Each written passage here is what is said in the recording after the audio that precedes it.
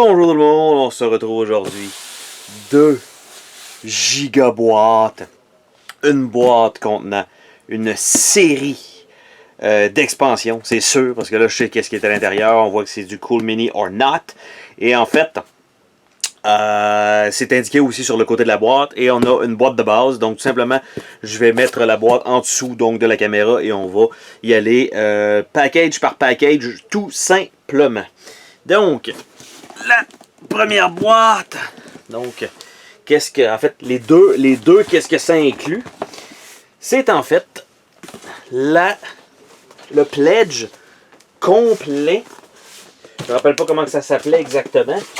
Le pledge complet de Bloodborne. Donc, le Bloodborne de board game et non pas de card game qui existe par une autre compagnie que je me souviens pas du nom. Et donc, ce package-ci inclut absolument l'entièreté des expansions possibles donc, lors de la campagne. Et est-ce que c'est bien packagé? Pour l'instant, je vais vous dire oui.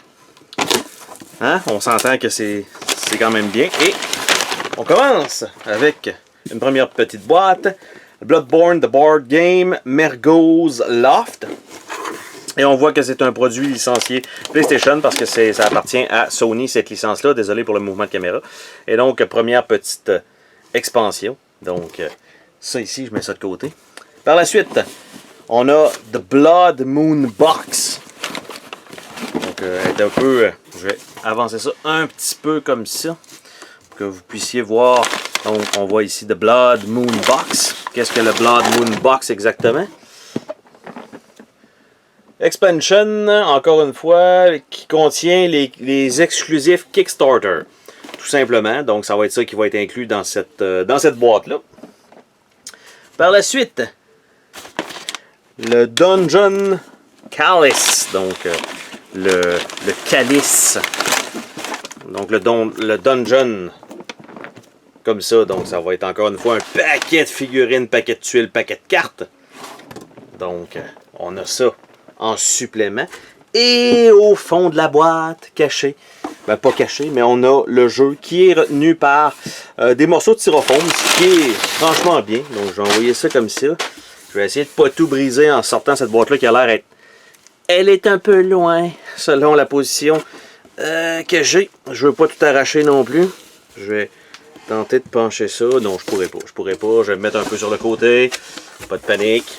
C'est juste histoire de sortir ça un peu mieux que ça et me débarrasser en même temps de la boîte. Donc, Bloodborne. Donc, c'est quand même un bon format de boîte. Et ça inclut en fait le jeu de base. Déjà, du Cool Mini or Not, c'est leur format de boîte standard. Donc, dans cette boîte-là, qui était la plus petite boîte des deux, le jeu de base, plus le Calice Dungeon, plus de Blood Moon Box, donc les Stretch Gold qui étaient inclus, et une petite boîte, le Mergo's Loft. Donc ça, c'était la première boîte, la boîte de base. Donc on voit tout ça là-dedans. Je nous amène l'autre boîte. Donc, on a, encore une fois, besoin de ce petit couteau-là pour nous ouvrir ça. Et ça inclut, donc, toutes les expansions disponibles. Et là, on va avoir encore une fois un paquet de boîtes. Ça commence par une mini-boîte ici, The Hunter Dreams Extra. Donc, on a ça ici. On a Bloodborne The Board Game Forsaken Cainhurst Castle Extra. Donc, c'est un Hunter, un Trick Weapon Dashboard et un Firearm Card. Donc, il n'y a pas grand-chose là-dedans. Après ça, on a une petite boîte, le Upper Cathedral Ward. Donc, ça ici. Donc, ce sont des micro-expansions. Contrairement à ce qu'on a vu comme grosse boîte, dont le Calice Dungeon. Donc, on a ça ici. Par la suite, j'en ai un autre ici. The Hunter's Dream, donc le rêve des chasseurs.